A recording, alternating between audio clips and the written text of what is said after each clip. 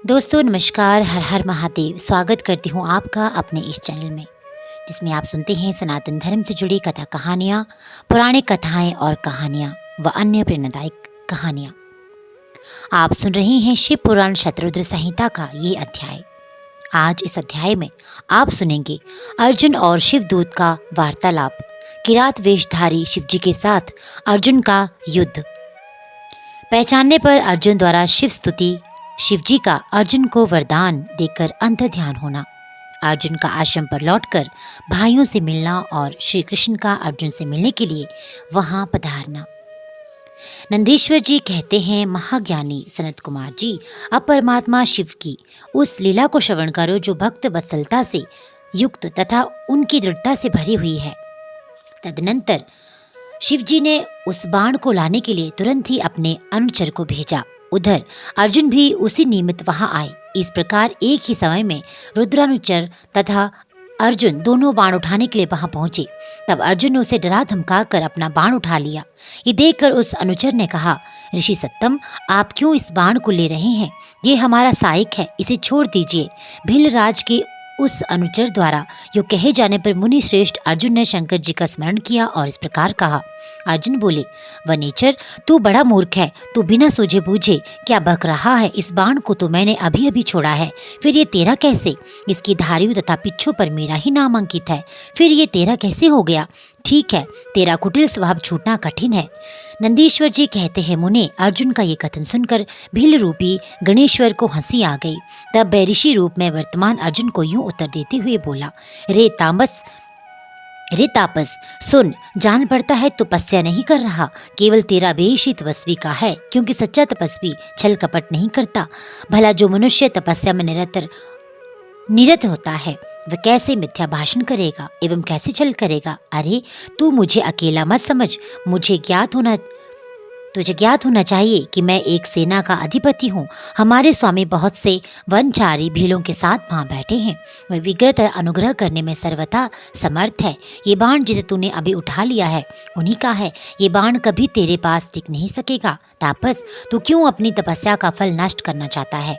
मैंने तो ऐसा सुन रखा है कि चोरी करने से तो और छल पूर्वक किसी का कष्ट पहुँचाने से, विस्मय करने से तथा सत्य का त्याग करने से प्राणी का तप क्षीण होता है। ये बिल्कुल सत्य है। ऐसी दशा में तुझे इस तप का फल कैसे प्राप्त होगा? उस बाण को ले लेने से तू तप से च्युत तथा कृतघ्न हो जाएगा। क्योंकि निश्चय ही ये मेरे स्वामी का बाण है और तेरी रक्षा के लिए ही उन्होंने इसे छोड़ा था। इस बाण से तो उन्होंने शत्रु को मार ही डाला और फिर बाण को भी सुरक्षित रखा। तू तो महान कृतघ्न तथा तपस्या में अमंगल करने वाला है। जब तू सत्य नहीं बोल रहा, तब फिर इस तप से सिद्धि की अभिलाषा कैसे करता है? अथवा यदि तुझे बाण से ही प्रयोजन है तो मेरे स्वामी से मांग ले, वे स्वयं इस प्रकार के बहुत से बाण तुझे दे सकते हैं। मेरे स्वामी आज यहाँ वर्तमान है, तू उनसे क्यों नहीं याचना करता? तू तो उपकार का परित्याग करके अपकार करना चाहता है तथा अभी अभी कर रहा है। ये तेरे लिए उचित नहीं, तो चपलता छोड़ दे। इस पर कुपित होकर अर्जुन ने उससे कई बातें कही। दोनों में बड़ा विवाद हुआ। अंत में अर्जुन ने कहा, बनचारी भील, तू मेरी सार बात सुन ले। जिस समय तेरा स्वामी आएगा उस समय मैं उसे उसका फल चखाऊंगा। तेरे साथ युद्ध करना तो मुझे शोभा नहीं देता, अतः मैं तेरे स्वामी के साथ ही लोहा लूंगा, क्योंकि सिंह और गीदड़ का युद्ध उपहासास्पद हुई माना जाता है। भील, तूने मेरी बात तो सुन ली है, अब तू मेरे महान बल को भी देखेगा। जा, अपने स्वामी के पास लौट जा, अथवा जैसी तेरी इच्छा हो वैसा कर। नंदीश्वर जी कहते हैं, मुने, अर्जुन के योग कहने पर वह भील जहाँ शिव अवतार सेनापति किरात विराजमान थे वहां गया और उन भीलराज से अर्जुन का सारा वचन विस्तार पूर्वक कह सुनाया। उसकी बात सुनकर उन किरात वेश वर को महान हर्ष हुआ। तब भील रूपधारी भगवान शंकर अपनी सेना के साथ वहां गए। उधर पांडुपुत्र अर्जुन ने भी जब किरात की उस सेना को देखा, तब वे भी धनुष बाण ले सामने आकर डट गए। तदनंतर किरात ने पुनः उस दूत को भेजा और उसके द्वारा भरतवंशी महात्मा अर्जुन यूं कहलवाया। किरात ने कहा, तपस्विन, तनिक इस सेना की ओर तो दृष्टिपात करो। अरे, अब तुम बाण छोड़कर जल्दी भाग जाओ। क्यों? तुम इस समय एक सामान्य काम के लिए प्राण गंवाना चाहते हो। तुम्हारे भाई दुख से पीड़ित है, स्त्री तो उनसे भी बढ़कर दुखी है। मेरा तो ऐसा विचार है कि ऐसा करने से पृथ्वी भी तुम्हारे हाथ से चली जाएगी। नंदीश्वर जी कहते हैं, मुने, जब अर्जुन की सब तरह से रक्षा करने के लिए किरात रूपधारी परमेश्वर शंभु ने उनकी भक्ति की दृढ़ता की परीक्षा के निमित्त ऐसी बात कही, तब वह शिवदूत उसी समय अर्जुन के पास पहुंचा और उसने वह सारा वृतांत उनसे विस्तार पूर्वक कह सुनाया। उसकी बात सुनकर अर्जुन ने उस समागत दूत से पुनः कहा, दूत, तुम जाकर अपने सेनापति से कहो कि तुम्हारे कथन अनुसार करने से सारी बातें विपरीत हो जाएंगी। यदि मैं तुम्हें अपना बाण दे देता हूँ तो निसंदेह मैं अपने कुल को दूषित करने वाला सिद्ध होऊंगा। इसलिए भले ही मेरे भाई दुखार्थ हो जाए तथा मेरी सारी विद्या निष्फल हो जाए, परंतु तुम आओ तो सही। मैंने ऐसा कभी नहीं सुना है कि कहीं सिंह गीदड़ से डर कर भाग गया हो। इसी प्रकार राजा क्षत्रिय कभी भी वनेचर से भयभीत नहीं हो सकता। नंदीश्वर जी कहते हैं, मुने, अर्जुन के यूँ कहने पर वह दूत पुनः अपने स्वामी के पास लौट गया और उसने अर्जुन की कही हुई सारी बातें उनके सामने विशेष रूप से निवेदन कर दी। उन्हें सुनकर किरात वेशधारी सेनानायक महादेव जी अपनी सेना के साथ अर्जुन के सम्मुख गए। उन्हें आया हुआ देखकर अर्जुन ने शिव जी का ध्यान किया, फिर निकट जाकर उनके साथ अत्यंत भीषण संग्राम छेड़ दिया। इस प्रकार गणों सहित महादेव जी के साथ अर्जुन का घोर युद्ध हुआ। अंत में अर्जुन ने शिव जी के चरण कमल का ध्यान किया। उनका ध्यान करने से अर्जुन का बल बढ़ गया। तब वे शंकर जी के दोनों पैर पकड़कर उन्हें घुमाने लगे। उस समय भक्त वत्सल महादेव जी हंस रहे थे। मुने, भक्त पराधीन होने के कारण वे अर्जुन को अपनी दास्तान प्रदान करना चाहते थे, इसलिए उन्होंने ऐसी लीला रची थी, अन्यथा ऐसा होना सर्वथा असंभव था। तत्पश्चात शंकर जी ने भक्त परवशता के कारण मुस्कुराकर अपनी बात सौम्य एवं अद्भुत रूप सहसा प्रकट कर दिया।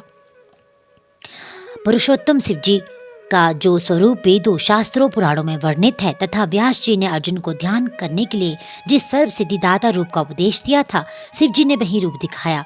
तब ध्यान द्वारा प्राप्त होने वाले शिव जी के उस सुंदर रूप को देखकर अर्जुन को महान विस्मय हुआ। फिर वे लज्जित होकर स्वयं पश्चाताप करने लगे। अहो, जिनको मैंने प्रमुख रूप से वर्ण किया है वे तो लोकी के अधीश्वर कल्याणकर्ता साक्षात स्वयं शिव तो ये ही हैं। हाय, इस समय मैंने ये क्या कर डाला। अहो, भगवान शिव की माया बड़ी बलवती है, ये बड़े बड़े मायावियों को भी मोह में डाल देती है। फिर मेरी तो बिरसात ही क्या है। उन्हीं प्रभु ने अपने रूप को छिपा कर ये कौन सी लीला रची है। मैं तो उनके द्वारा चला गया। इस प्रकार अपनी बुद्धि से भली भांति विचार करके अर्जुन ने प्रेम पूर्वक हाथ जोड़कर एवं मस्तक झुकाकर भगवान शिव को प्रणाम किया। फिर खिन्न मन से यूं कहा। अर्जुन बोले, देवादिदेव महादेव, आप तो बड़े कृपालु तथा भक्तों के कल्याण करता हैं। सर्वेश, आपको मेरा अपराध क्षमा कर देना चाहिए। इस समय आपने अपने रूप को छिपा कर ये कौन सा खेल किया है। आपने तो मुझे छल लिया। प्रभु, आप स्वामी के साथ युद्ध करने वाले मुझको धिक्कार है। नंदीश्वर जी कहते हैं, मुने, इस प्रकार पांडुपुत्र अर्जुन को महान पश्चाताप हुआ। तत्पश्चात वे शीघ्र ही महाप्रभु शिव जी के चरणों में लौट गए। ये देखकर भक्त वत्सल महेश्वर का चित्त प्रसन्न हो गया। तब वे अर्जुन को अनेकों प्रकार के आश्वासन देकर यूं बोले। शंकर जी ने कहा, पार्थ, तुम तो मेरे परम भक्त हो, अतः खेद न करो। ये तो मैंने आज तुम्हारी परीक्षा लेने के लिए ऐसी लीला रची थी, इसलिए तुम शोक को त्याग कर दो। नंदीश्वर जी कहते हैं, मुने, यूं कहकर भगवान शिव ने अपने दोनों हाथों से पकड़कर अर्जुन को उठा लिया और अपने तथा गणों के समक्ष उनकी लाज का निवारण किया। फिर भक्त वत्सल भगवान शंकर वीरों में मान्य पांडुपुत्र अर्जुन को सब तरह से हर्ष प्रदान करते हुए प्रेम पूर्वक बोले। शिव जी ने कहा, पांडवों में श्रेष्ठ अर्जुन, मैं तुम पर परम प्रसन्न हूँ, अतः अब तुम वर मांगो। इस समय तुमने जो मुझ पर प्रहार एवं आघात किया है उसे मैंने अपनी पूजा मान लिया है। साथ ही ये सब तो मैंने अपनी इच्छा से काम किया है, इसमें तुम्हारा अपराध ही क्या है। अतः तुम्हारी जो लालसा हो मांग लो, क्योंकि मेरे पास कोई भी ऐसी वस्तु नहीं है जो तुम्हारे लिए अदेय हो। ये जो कुछ हुआ है वह शत्रु में तुम्हारे यश और राज्य की स्थापना की इच्छा से हुआ है। तुम्हें इसका दुख नहीं मानना चाहिए। अब तुम अपनी सारी घबराहट छोड़ दो। नंदीश्वर जी कहते हैं, मुने, भगवान शंकर के यूं कहने पर अर्जुन भक्तिपूर्वक सावधानी से खड़े होकर शंकर जी से बोले। अर्जुन ने कहा, शंभो, आप तो बड़े उत्तम स्वामी हैं, आपको भक्त बहुत प्रिय हैं। देव, भला मैं आपकी करुणा का क्या वर्णन कर सकता हूँ। सदाशिव, आप तो बड़े कृपालु हैं। यूं कहकर अर्जुन ने महाप्रभु शंकर की सद्भक्ति युक्त एवं वेद सम्मत स्तुति आरंभ की। अर्जुन बोले, आप देवादिदेव को नमस्कार है, कैलाश वासीन आपको प्रणाम है, सदाशिव आपको अभिवादन है, पंचमुख परमेश्वर आपको मैं सर झुकाता हूँ। आप जटाधारी तथा 3 नेत्रों से विभूषित हैं, आपको बारंबार नमस्कार है। आप प्रसन्न रूप वाले तथा शस्त्रों मुखों से युक्त हैं, आपको प्रणाम है। नीलकंठ, आपको मेरा नमस्कार प्राप्त हो। मैं साधु जात को अभिवादन करता हूँ। वामांक में गिरजा को धारण करने वाले वृषभध्वज आपको प्रणाम है। 10 भुजाधारी आप परमात्मा को पुनः पुनः अभिवादन है। आपके हाथों में डमरू और कपाल शोभा पाते हैं। आप मुंडों की माला धारण करते हैं। आपको नमस्कार है। आपका शिव विग्रह शुद्ध स्फटिक तथा निर्मल कपूर के समान गौर वर्ण का है। हाथ में पिनाक्ष शोभित है तथा आप उत्तम त्रिशूल धारण किए हुए हैं। आपको प्रणाम है। गंगाधर, आप व्याघ्र चर्म का उत्तरी तथा गज चर्म का वस्त्र लपेटने वाले हैं। आपके अंगों में नाग लिपटे रहते हैं। आपको बारंबार अभिवादन है। सुंदर लाल लाल चरणों वाले आपको नमस्कार है।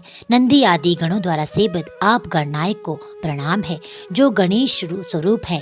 कार्तिकेय जिनकी अनुगामी है, जो भक्तों को भक्ति और मुक्ति प्रदान करने वाले हैं, उन आपको पुनः पुनः नमस्कार है।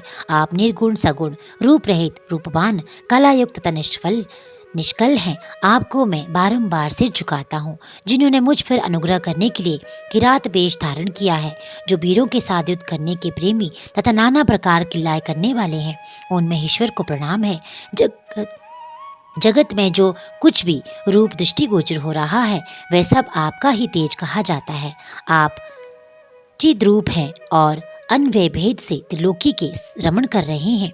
जैसे धूलि कणों की आकाश में उदय हुई तारकाओं की तथा बरसते हुए जल की बूंदों की गणना नहीं की जा सकती, उसी प्रकार आपके गुणों की भी संख्या नहीं है। नाथ, आपके गुणों की गणना करने में तो वेद भी समर्थ नहीं है। मैं तो एक मंद बुद्धि व्यक्ति हूँ, फिर मैं उनका वर्णन कैसे कर सकता हूँ। महेशान, आप जो कोई भी हो, आपको मेरा नमस्कार है। महेश्वर, आप मेरे स्वामी हैं, मैं आपका दास हूँ, अतः आपको मुझ पर कृपा करनी ही चाहिए। नंदीश्वर कहते हैं, मुने, अर्जुन द्वारा किए गए इस स्तवन को सुनकर भगवान शंकर का मन परम प्रसन्न हो गया। तब वे हंसते हुए पुनः अर्जुन से बोले।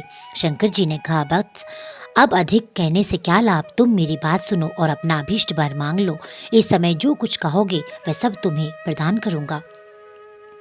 नंदीश्वर जी कहते हैं, महर्षि, शंकर जी के यूं कहने पर अर्जुन ने हाथ जोड़कर नतमस्तक हो सदाशिव को प्रणाम किया और फिर प्रेम पूर्वक गदगद वाणी में कहना आरंभ किया। अर्जुन ने कहा, विभो, आप तो स्वयं ही अंतर्यामी रूप सबके अंदर विराजमान है, अतः घट घट की जानने वाले हैं।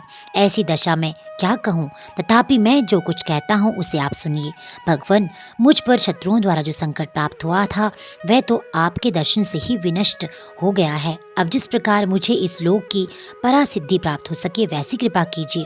नंदीश्वर जी कहते हैं, मुने, इतना कहकर अर्जुन ने भक्त बसल भगवान शंकर को नमस्कार किया और फिर वे हाथ जोड़कर मस्तक झुकाए हुए उनके निकट खड़े हो गए। तब स्वामी शिव जी को ये ज्ञात हो गया कि पांडुपुत्र अर्जुन मेरा अनन्य भक्त है।